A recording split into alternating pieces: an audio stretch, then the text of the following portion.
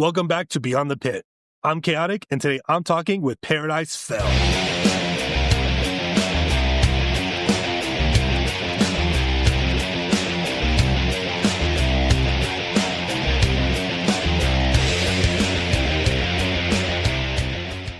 Today we're going to talk with Matty and Harry about Paradise Fell's new single, Super Turbo, which dropped just last week. Don't forget, if you haven't already, follow us at RockMental Official.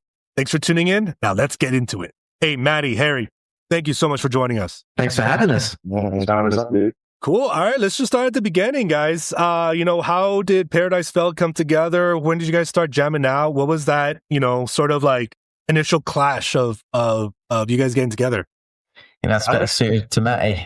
Yeah, well, you can tell two different stories of this because it's kind of been like we always joke that it's a bit of a relationship. Me and Harry started trying to date each other a long time ago because he was on the free market. He was a free agent a little while ago, and he was introduced to us by a very good friend of ours who's in another band.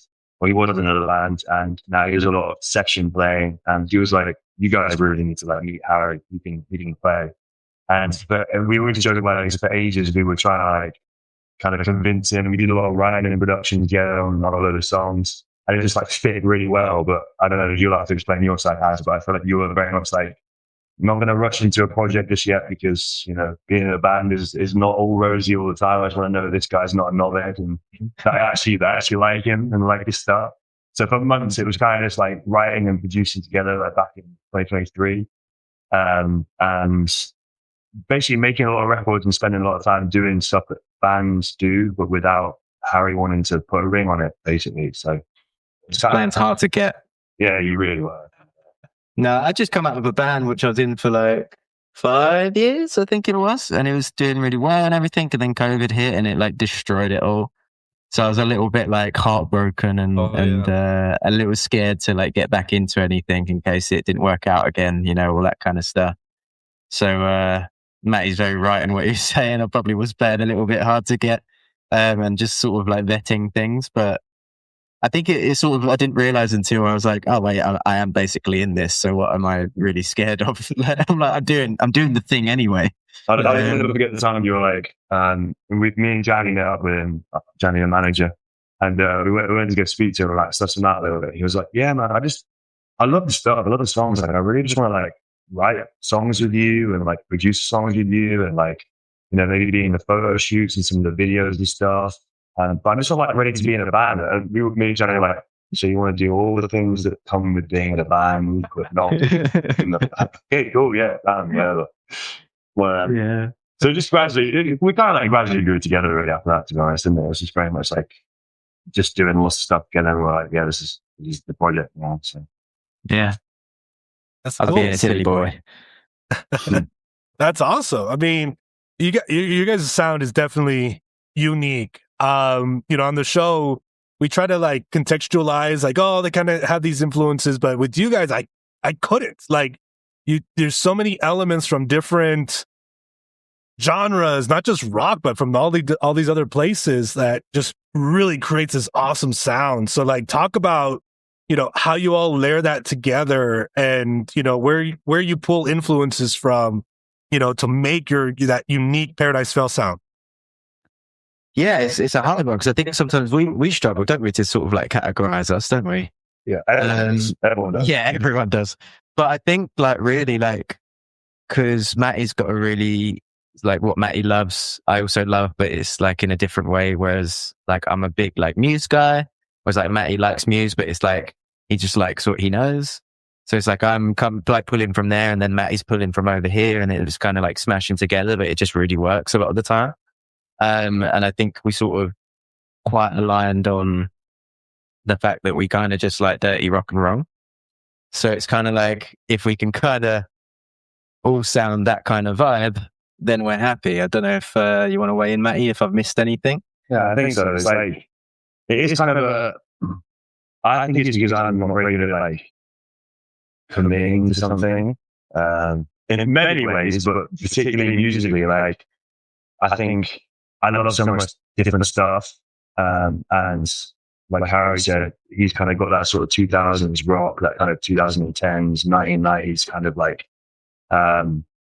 I'd say like more untamed rock, like before rock was kind of very, I don't want to say like cleansed or like tamed or whatever, because there's still a lot of great stuff out there. But like, we kind of fell into a world of kind of doing a lot of like heavily producing our sound and our stuff, like on the earlier records. And I think we kind of both realized last summer, me and Harry were kind of like, what? Like, I really love like bands like Feeder and the Foo Fighters and, you know, early Nirvana stuff and everything. And Harry was like, yeah, I really love bands like Muse and blah, blah, blah. And we were like, right, so we really love this kind of stuff, which is this kind of raw alternative rock, sometimes airing on the kind of the new metal-y world as well. But what we find ourselves doing is constantly like overproducing and like making everything sound super modern all the time.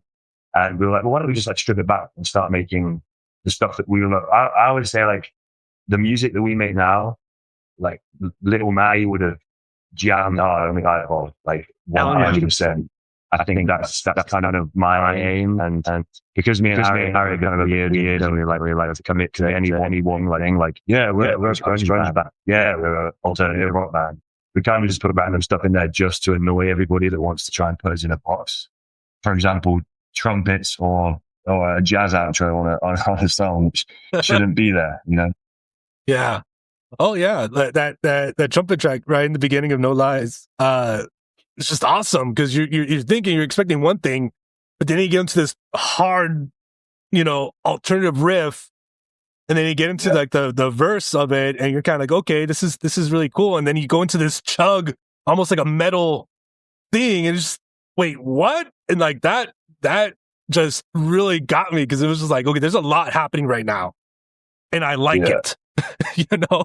Absolutely, I love that one when you were saying about it on your like. Johnny sent us a clip and she was like, have you seen this? And we looked at the interview you guys did, or the reviews of the three bands. And we were watching a bit about the No Lies. And I was like, we almost lost you at the trumpets because you were like saying it came on shuffle and you were like, what the hell is this, man? And then you were like, whoa, there it is. And that was literally what me and Harry were saying. Like, I want to just throw everyone off the set and then just be like, don't worry about it. We're all good. Yeah. So, yeah. Well, yeah, and I love that because it's like, okay, you think you have this song figured out, and then you just throw that sort of metal chuggingness into it, and it's just, wait, what? Like, it catches you by surprise, but it was a pleasant surprise, at least for me. And I gotta say, like, but I like that approach because, like you said, like, you know, for all the people, including, you know, fans like us that try to like put you in a box, you're gonna say like, fuck that, we're gonna do what we want to do. You know, and to me, that's just like the most rock and roll thing you can do is say, we're going to do our shit. If you like it, cool. But, you know, try not to box us in. I think that's super cool. Yeah, I think that's genuinely like what it boils down to. Like, I think we got a little bit fed up of trying to, the amount of times we've been told by anybody and everybody, it's like, yeah, I love this stuff. Like, I love the project. I just never know where to place it. Like, I don't know what to do with it.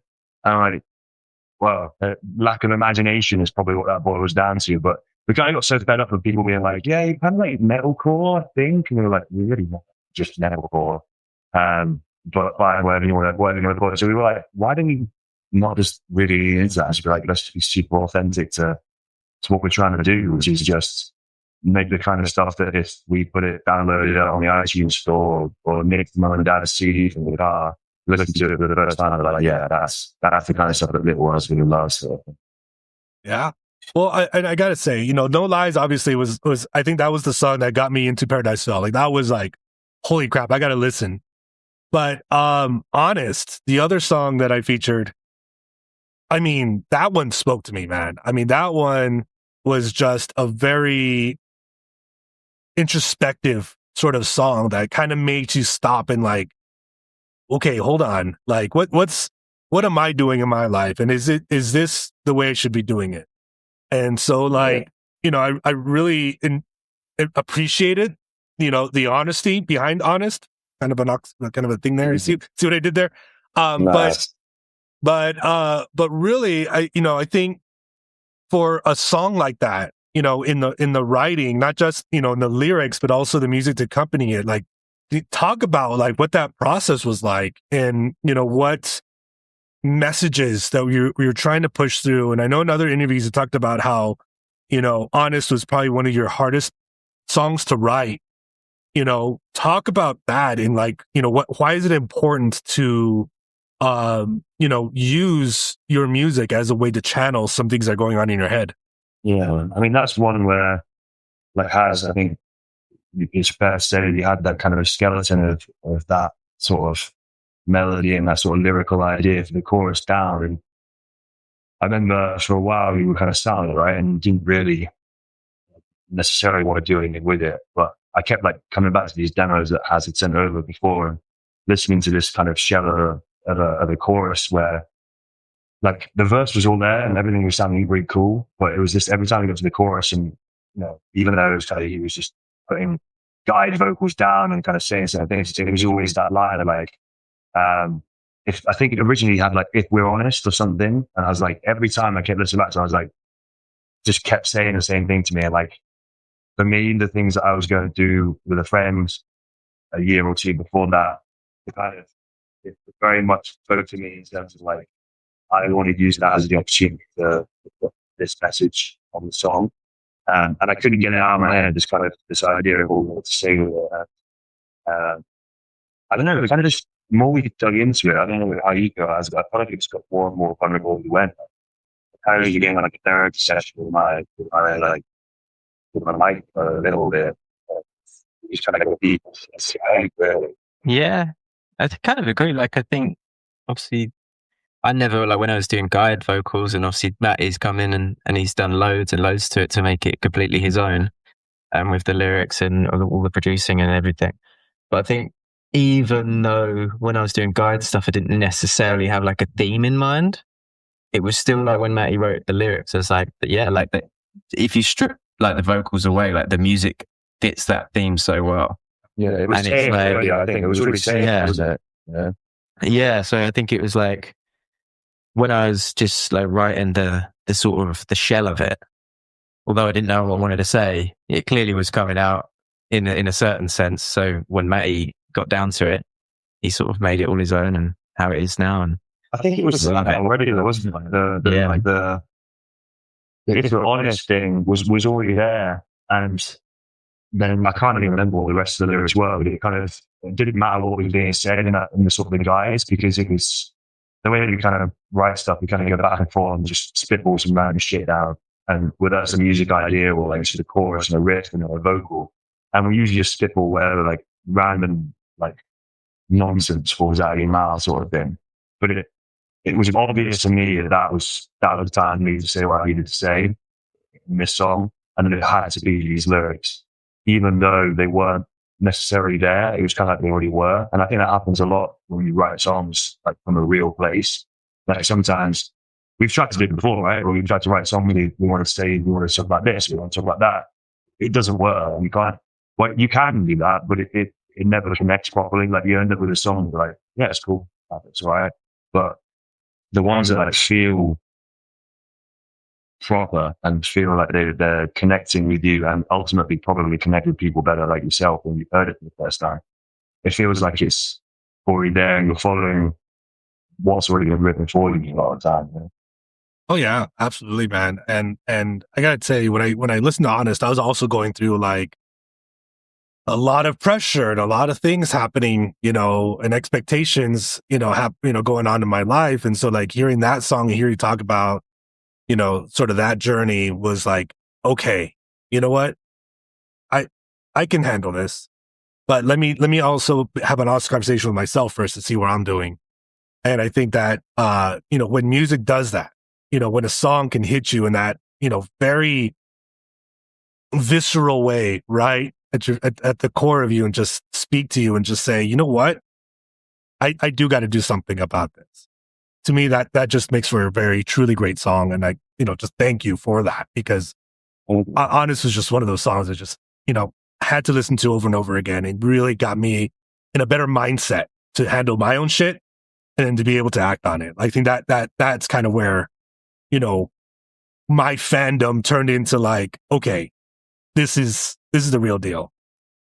From Honest, I mean, the entire EP that you guys put out, with all the songs built into it, I mean, it didn't feel like an EP. It felt like a full blown album with a theme and a central, like, you know, mission, like a full album does. You know, talk about like what are some of the key messages, key things that you want listeners to get when they're listening to that?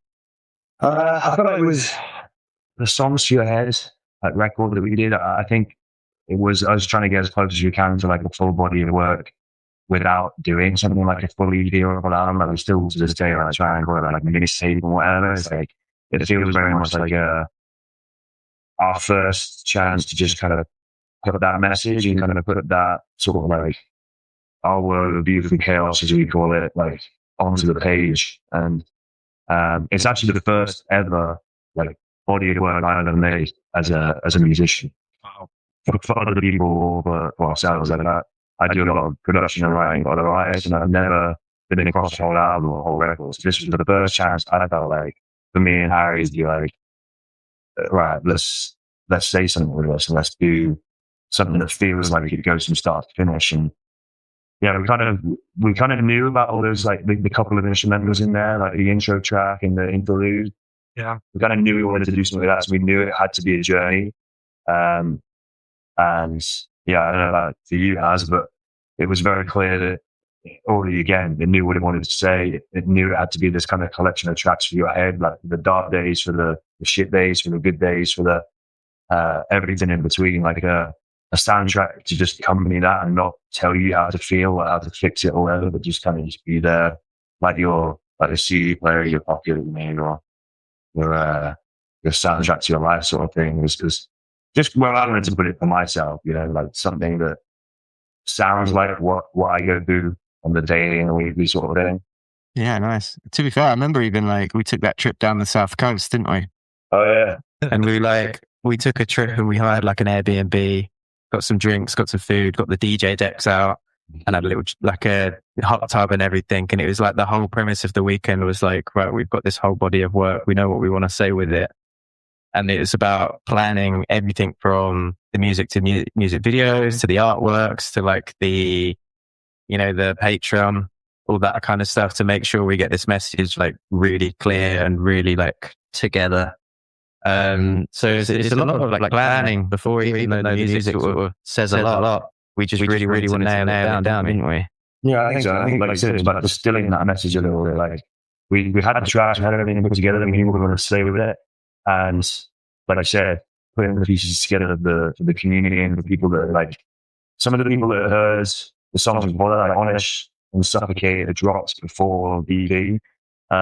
And we were having a lot of people saying how deeply they connected with the stuff. And I think we kind of want to sit down and like, let's just ring check this from there, just like see how we feel listening to the whole thing, the whole record, and where we want to put it and how we want to make sure that it connects with our people, really. And yeah, that was a really tricky. It was very much like there was a lot of stupid shenanigans that we kind of got up to, but also like kind of nailing on with it. And like, I think we wanted to live our fantasy of being 70s rock stars a little bit and kind of going away and just making a record away in a deserted place. We never got to do that, so we make a lot of our records just on our own at home. So that was our opportunity to pretend that we were Led Zeppelin for a hot minute. I mean, if y'all would really get away, we have a number of recording studios here in Far West Texas that are in the middle of nowhere. Oh yeah. So, you know, definitely want to do an America trip, don't we?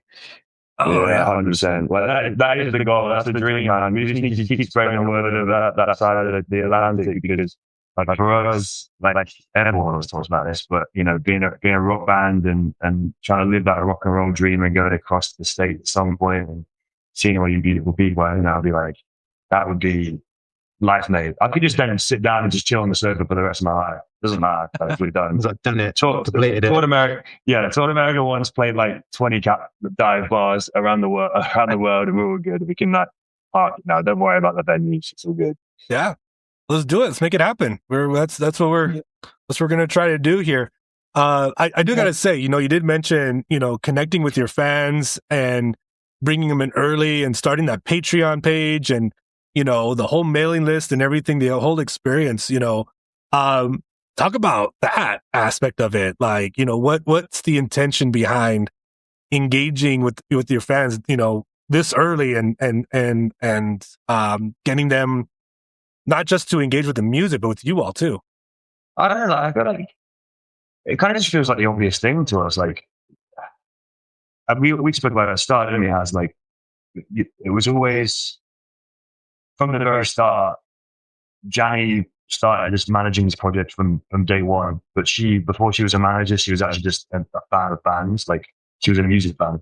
So for us, me and Harry never really kind of known how to connect with an audience properly and deeply and all the rest of it, and build a community around what we wanted to do. But we knew that we wanted it to be like Paradise Child, to be like a project that evolves community rather than like, we're a bunch of like absolute legends, rock stars on stage, and you guys are just like a few numbers that kind of buy like records and kind of fill out some rooms for us. You know what I mean?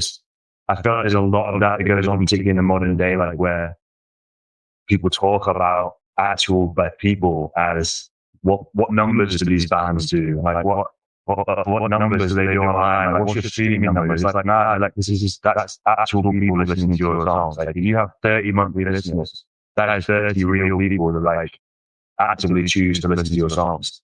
So we always knew that was the case, and we was kind of weird. I don't know if yours has just kind of hiding from having done a lot with the band before and like seeing how well it can go. But from my side of things, it was the opposite. Like I'd never done anything to kind of gone anywhere or done anything with it. So it was like we knew we wanted to make this from the start, like something that just connects properly with people as people, and not just like we're going to make some records and you guys are going to fucking love it. Sweet. Yeah. Yeah, like from my past experiences, like one of my first tours I did was with the Main band from Arizona, I think they are. And that was like a real big like eye opener that they're like a self-funded, their own record label, and it is all supported by the fans. And then it's really weird. Like my first show with them was actually in the Netherlands, and we went over there, and it was just like lines and lines of people. And Europe is crazy, man, as well. Yeah. And then we got back to London with them, and it was just the same thing. And I was like, this is a band that isn't on any major label. They're not like doing any got no big massive team apart from their peers and their trusted people that they've employed on part of their own label. And it's all because of they've built a really good community fan base. And I was like, that's wicked. That's so cool. It just feels like so much better. I think like, even, we played one tour. That's literally all we've done in Paris, our tour last year. And based on that, with 150 cap rooms or 100 cap rooms, there's like real, genuine people like screaming your words back to you and crying in the mosh pit. And it's like, that is all I ever wanted to do. And to have that at this level shows that you can do it at whatever scale you want to scale it to, because you connect with real people rather than kind of seeing it as like, I'm doing this really cool thing and you're lucky you get to go and watch it. So I think that's the vibe. Oh yeah. 100%, guys. I mean, creating that community is just so important, right? Because, especially for those people who've felt left behind or felt out of place, out of character, whether it's, their background, maybe they're neurodivergent, maybe they're going through mental health issues, whatever.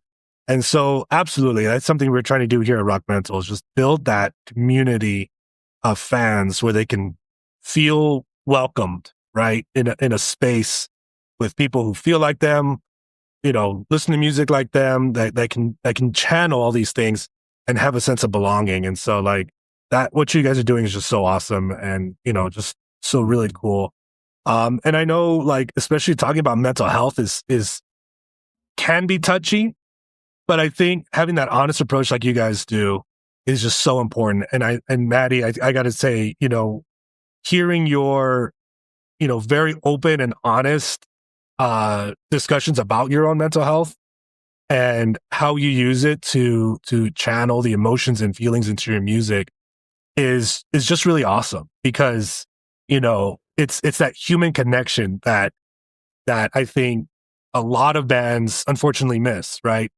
Put on a record, put on a thing, buy it, cool, like you said.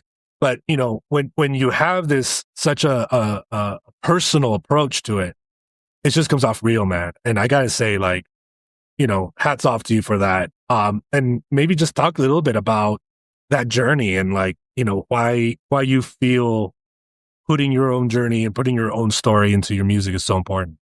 I think it has been a journey, to be fair. That's like the main thing. I won't lie, it's not been an easy thing, because the easiest thing is to write songs that just kind of don't relate to you personally, maybe, and feel like you could be putting on a character and kind of playing somebody else that you're not, and just singing about whatever, like I'm fucking the coolest guy on the planet, and I'm like, I've got like girls and money and cars and whatever, and it makes you feel good, right? And whatever, and all the rest of it. But for me, like genuinely, Paradise Fell was like an open book of me just trying to work through my own shit, and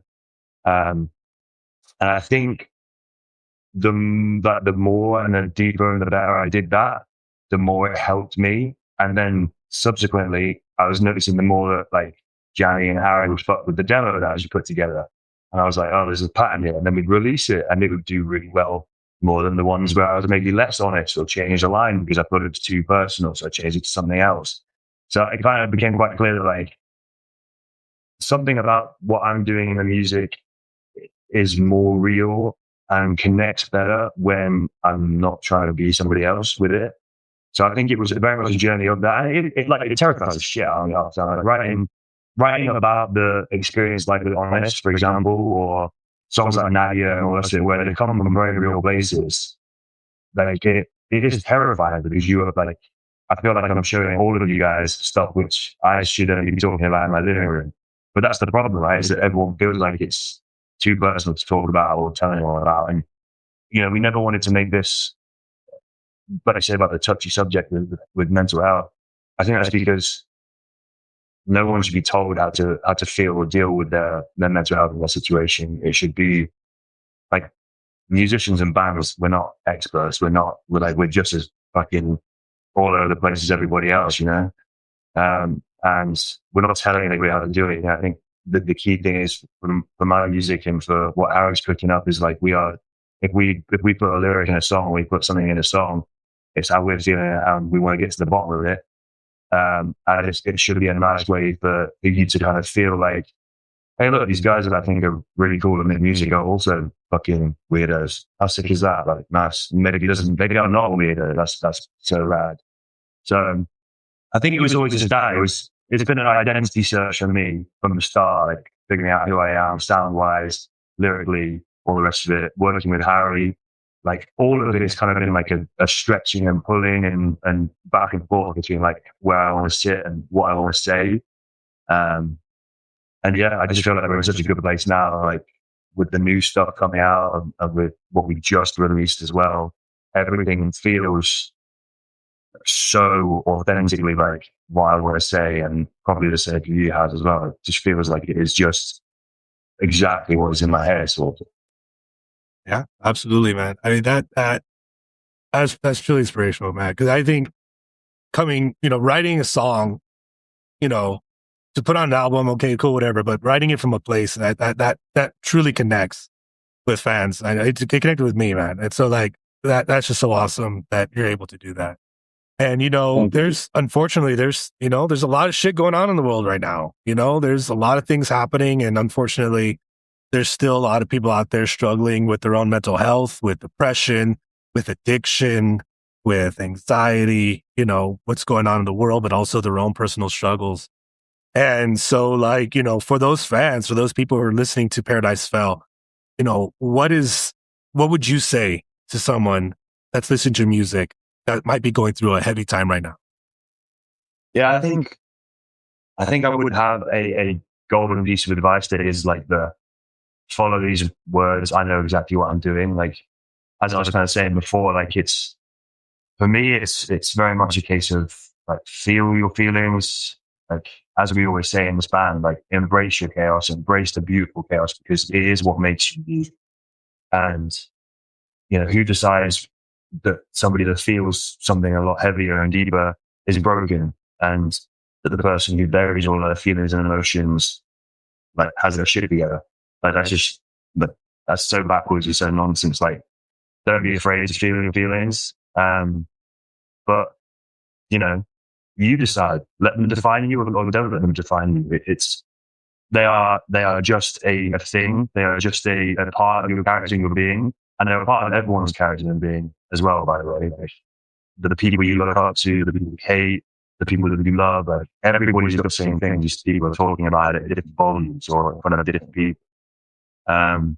So my only advice is don't take everyone else's advice or even my advice as, okay, cool, I'll do this and I'll fix myself. It's there is nothing wrong. There is nothing wrong at all. We're just feeling it all, riding the waves, and letting that be part of who you are, and just being gentle with yourself as well. When we started doing that, I started to become so much more who I am once I embraced and turned up the noise to 10, embraced the weirdness, and made everything that I thought was shit about myself. And I was like, oh, that's actually the bit that people seem to really like. Cool. So maybe I'm not broken. And that's the bit that I really like. Cool. I'm going to start just not trying to hide my weirdness. Amazing. And now that the world just is in so much more detail and color. It's you need your glasses, and when you finally put your glasses on, finally, I'm feeling supersonic again. I'm feeling things have opened up, and you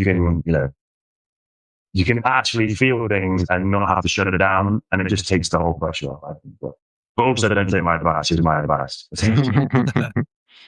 Yeah, I sort of echo that, to be fair. I think the more you let yourself feel the feelings, the more you'll get to understand them, and then it won't feel like such a big pressure when you feel bad or you're having a bad day.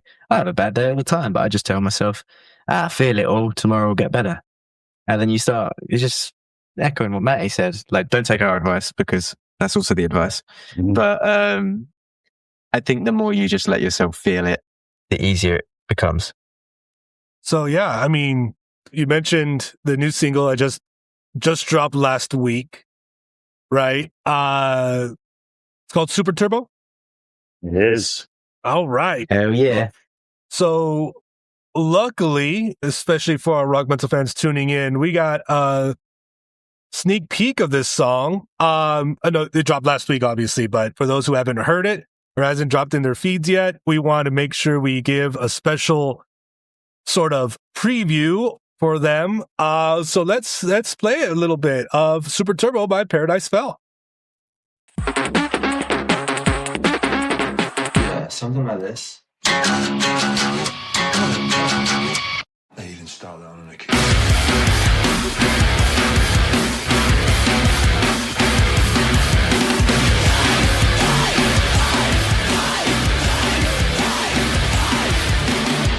I think I found my rusted crown, turn my brain inside out. Let your hair down, fucking in the summer. Let your hair down over and over again. Let your hair down, flowers in the summer. Are you in the gutter? In the gutter? Yeah, I'm feeling supersonic again. I'm feeling supersonic again.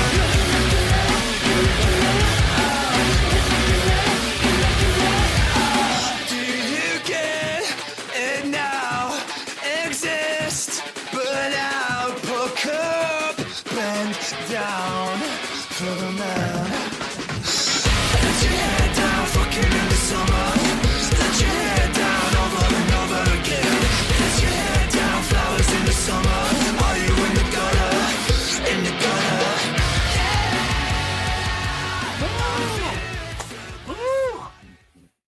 Dudes, Thank you. dude, that was so killer, man. I mean, talk about just all the different dynamics, all the different things coming on. Harry, you mentioned Muse. I totally hear it. All the different layers and things It's hard going to hide on. sometimes. Yeah, no, it's so awesome, and it gets hard and crunchy, but then it gets into that chorus, and it's just so good, guys, so good. Thank you so much. For everyone watching, you need to go download, subscribe, buy, do whatever you need to do. Get Super Turbo by Paradise Fell. in your collection now. This is such an awesome song, guys. Add that shit up right now. Help us pay these bills. Come on, baby. Give me a stream.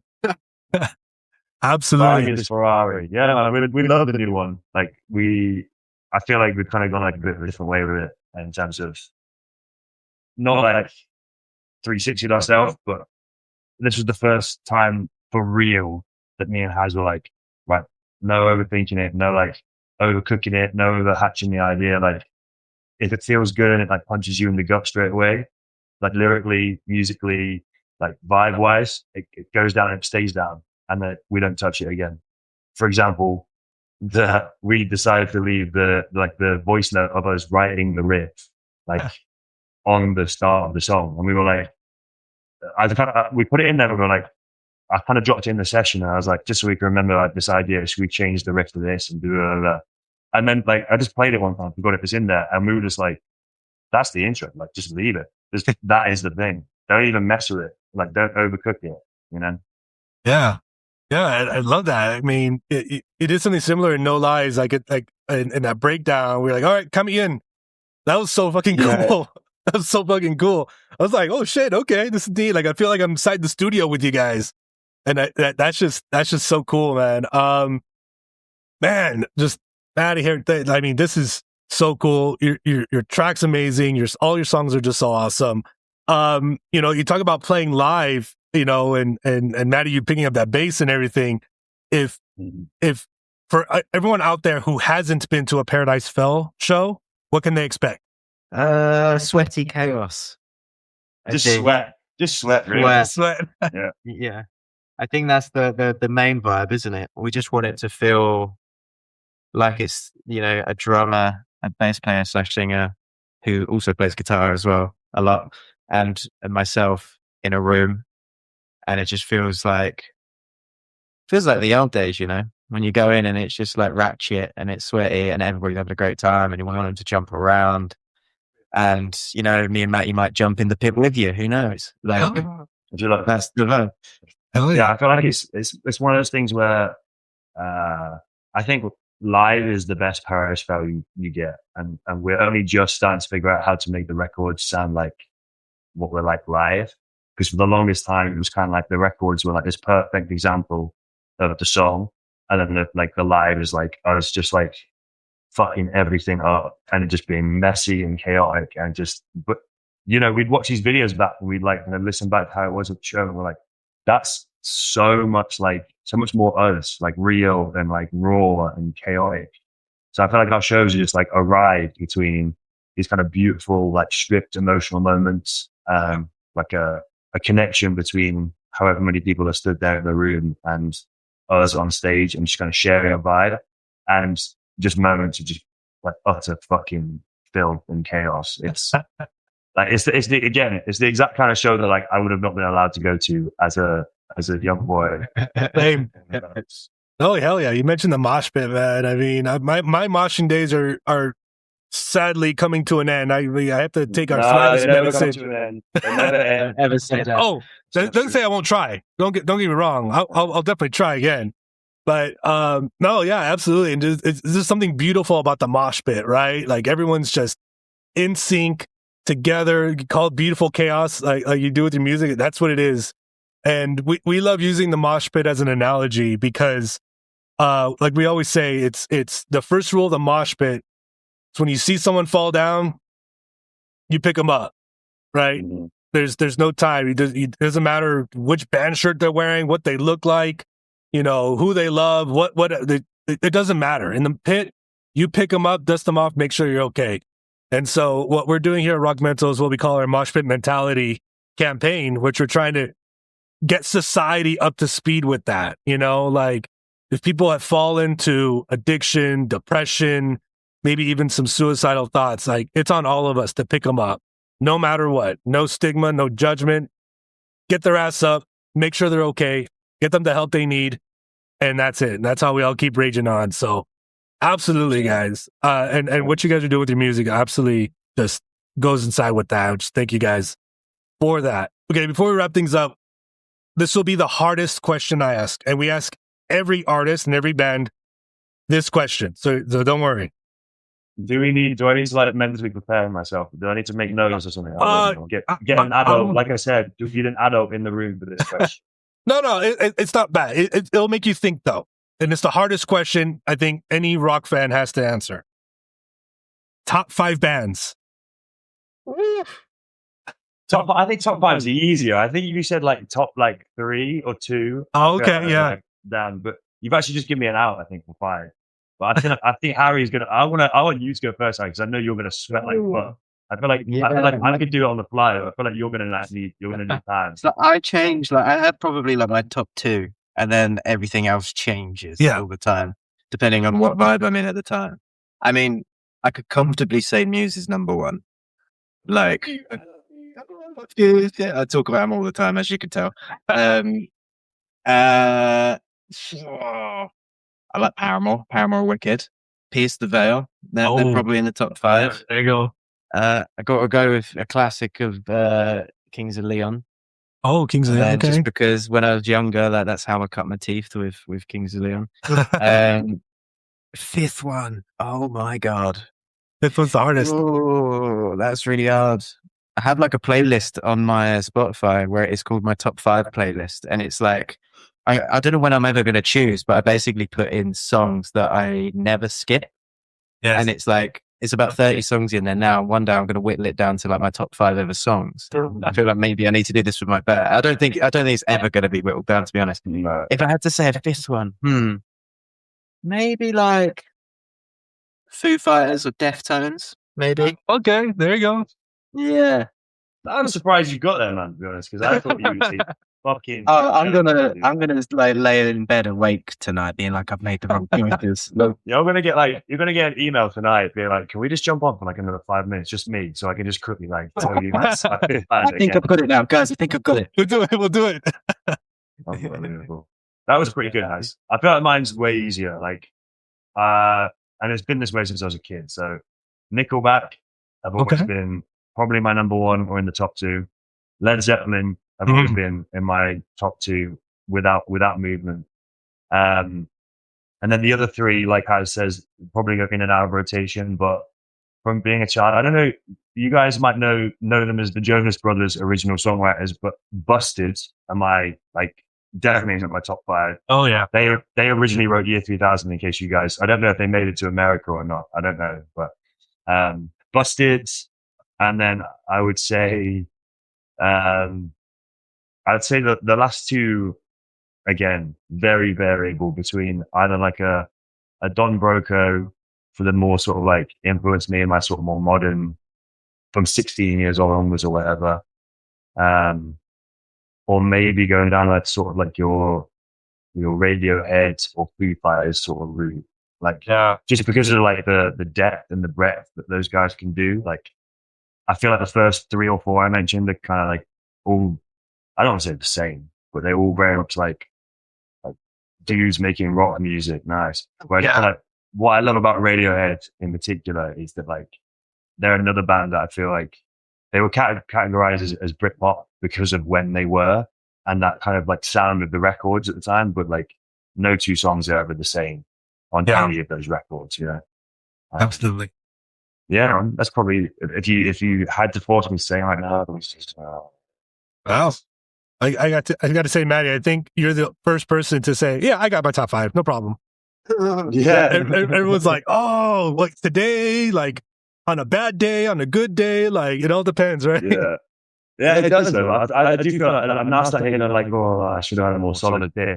I know you mean that, and you're like, that's going to go about the place, but like usually, like the sort of top 4, kind of pretty solid. Yeah. To be fair, I feel like I could have comfortably got your top 3 easily. Nickelback, Led Zeppelin, and Busted. Yeah, it is kind of like the character trait of me. It's just like I've been the only Nickelback fan like since 2006 or whatever. And I used to get bullied at school because I used to go to school wearing like Nickelback t-shirts, and everyone would think that was the lamest shit on the planet. But I was like, no, it's really good. Even like my parents would be like, all their songs sound the same. It's just like the same rubbish all the time. I was like, fuck you. Have you still got the picture of Chad? Yeah, I've got to send you a picture of this. But I went to a show in Sheffield. I think I was 10 years old. I think. Oh, nice. And my mum, even though she hated Nickelback, she'll tell you now that she doesn't hate Nickelback, but she decided to take me for my birthday. My birthday present was with Nickelback, and then she surprised me with the meet and greet beforehand, like the fan meet and greet. Oh, wow. Up there, and she was like, "Yeah, just think of a few questions. Like, what would you ask Nickelback if you met him?" I was like, "I don't know, but I have no idea." But turned up, and then we did this meet and greet. So we got a picture with the band and stuff. And I'm like, that is probably the best moment of my life. So, yeah. I was actually referring to your old flat where you had in the entrance you had a picture of Chad on the wall. Oh yeah, and you used to have to give him like a little kiss on the cheek as you came into the flat. You have to like when you leave and enter. Unit F was our original flat when we moved to London, and where we started our hotel. And I completely forgot about that because it's not anymore because we don't have people come to this house anymore. But this was like a party house when we first moved to London. Everyone would come, everyone would go, we'd like make all the songs and the records there. We play some gigs there sometimes as well. Because it was like the dream place. But I was like, I could christen a home like this and like make sure people really know where they are. And I was like, well, I've got to put this picture of Chad on a wall. And if anyone comes and goes, you kiss Chad or Ryan and leave it for the good butterflies. Otherwise, you don't become anything. I completely forgot about that, actually. Yeah. All right. We'll put a picture of Chad up real fast, and that way we can say goodbye that way. Yeah, somebody put up Google real quick. Yeah, man. That's awesome. Oh, good list, guys. Good list. Hey, so, for those fans still, getting to know Paradise Fell, where can they find your music and where can they find Paradise Fell?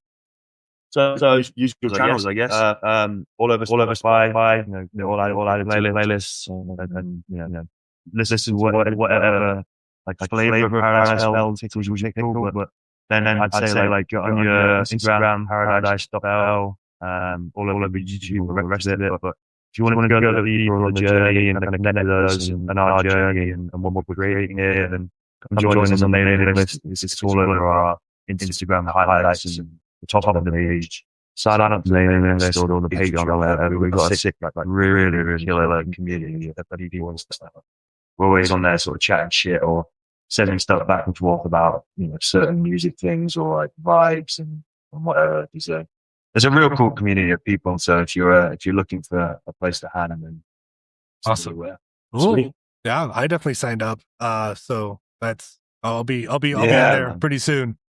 But cool. Hey, that's it, man. Yeah, absolutely. Hey, Matty, Harry, thanks so much for joining us on Beyond the Pit, guys. Best of luck. New single kicks ass. Can't wait to hear your new stuff and hopefully see you at a show. We'll see. Maybe RockMental needs to go across the pond. Maybe we'll. Nah, mate, we'll come across. You get us up and we'll come across to you. Don't you worry. You just tell us what and where and we'll come. Sounds good. Let's do it. All right. Hey, Harry, thanks, guys.